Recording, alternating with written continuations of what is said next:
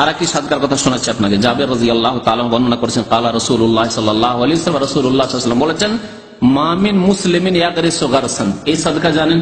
গাছ লাগানো সাদকা, গাছ লাগানো সাদকা। কিন্তু খেয়ালে নেই অনেকে জানলো, আমাদের খেয়াল থাকে না। আমাকে যদি জিজ্ঞাসা করেন, জানি না কখন গাছ লাগিয়েছি, ছোটকালে মনে পড়েছে যে গাছ লাগিয়েছি, আম গাছ, লিচু গাছ বা নিম গাছ, এগুলো লাগিয়েছি, ছোটকালের কথা।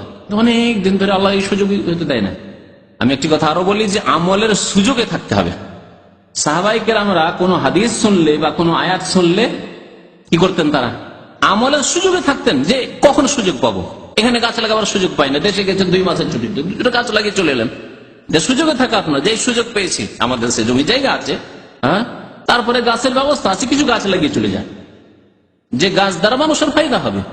আমার পরিবারের, গ্রামবাসীর, এলাকাবাসীর বা যারা পথ দিয়ে চলবে, মুসাফির, তাদের ফায়দা হবে এই গাছ দ্বারা।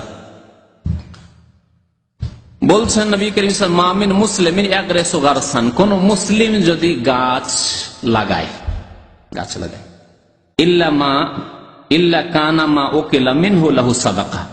গাছ লাগালেন ফলের গাছ, সেই ফলের গাছ থেকে কে না খেতে পারে? চিন্তা করেন, কে না খেতে পারে? আপনি যদি আম গাছ লাগান, লিচু গাছ লাগান, হ্যাঁ, যে কোনো গাছ আমাদের হয়, ফুল গাছ হয়, বড়ই গাছ হয়, আরো পেয়ারার গাছ হয়, কত রকমের গাছ হয়, সেই গাছ থেকে কে না খেতে পারে? শুধু আপনি খাবেন? আপনার ছেলে মেয়ে খাবে না? অনেকেই খাবে। যে কেউ খাক না কেন, আপনার জন্য কি হবে? কানা লাহু সাদকা, সাদকা। কে খেতে পারে বলুন তো দেখি? আপনার পরিবার ছাড়া? পাখি তো খাবে, হ্যাঁ। আর গরু ছাগল খেতে পারে না? আম পড়েছে, গরু ছাগল খাচ্ছে না? বা পাতাগুলি খাচ্ছে, হ্যাঁ, জি, ছাগলে, হ্যাঁ। তাহলে পশু তো খাই, পাখি তো, পশু পাখি দুটোই বলে দেন তাহলে। পশু পাখি, পোকামাকড়, হ্যাঁ, যে পোকামাকড় খাচ্ছে, কীট পতঙ্গ, পোকামাকড় খাচ্ছে। তারপরে পথ দিয়ে যে যাচ্ছে, হয়তো কিছু পড়ে গেল, আপনার আম বাগান আছে, লিচু বাগান আছে, পড়ে গেছে, উঠিয়ে খাচ্ছে। পড়ে যাওয়া আম আমাদের এলাকায় সবার জন্য, ওটা আম বাগানওয়ালার জন্য না, যে যাচ্ছে, যে পেয়ে গেল সামনে, সেই খেলো। অমাসরে কামিন হো, চুরি হয় আমাদের দেশে, লিচু চুরি হয়, আম চুরি হয়, চোরে পেড়ে নিয়ে যায়, তাই না? যা চুরি হয়ে গেল, লাহু সাদাকা, সেটাও সাদাকা। চুরি হয়ে গেল, চোরে ধান কেটে নিয়ে যায়, দেখেছি ছোটকালে, চোরে কেটে নিয়ে যায়, ফসল কেটে নিয়ে চলে যায়, পেকে উঠেছে, কালকে কাটবেন, পরশু কাটবেন, এরকম ভাবছিলেন, কেটে গেছে, কলাই কেটে নিয়ে গেছে, হ্যাঁ, পাট কেটে নিয়ে চলে গেছে। কেমন করে ধরবে? রাত্রে কেটে নিয়ে চলে গেছে। যা চুরি হয়েছে তাও সাদাকা। ওয়ামা আকালা সাবউ মিনহু ফাহুয়া লাহু সাদাকা। এমনকি পশু, কুকুরে, বিড়ালে, শৃগালে যদি খায়, শৃগালও আম খায়,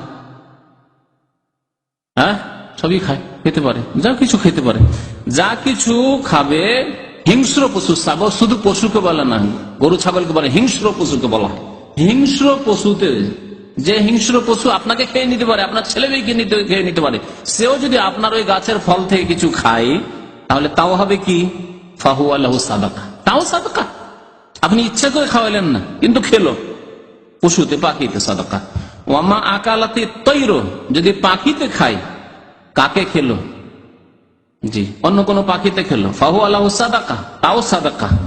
ওয়ালা ইয়ারজাউ আহাদুন ইল্লা কানা লাহু সাদাকা। এমনকি নবী সাল্লাল্লাহু আলাইহি ওয়াসাল্লাম বলছেন যে আপনার ফল থেকে, আপনার গাছ থেকে যে কোনো ব্যক্তি বা যে কোনো বস্তু যদি কিছু কমিয়ে দেয়, তাই সাদাকা।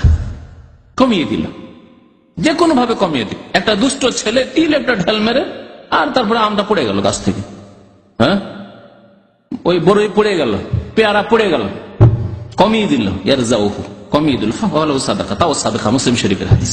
এই সব সাদাকার কথা নবী সাল্লাল্লাহু আলাইহি ওয়াসাল্লাম বলেছেন।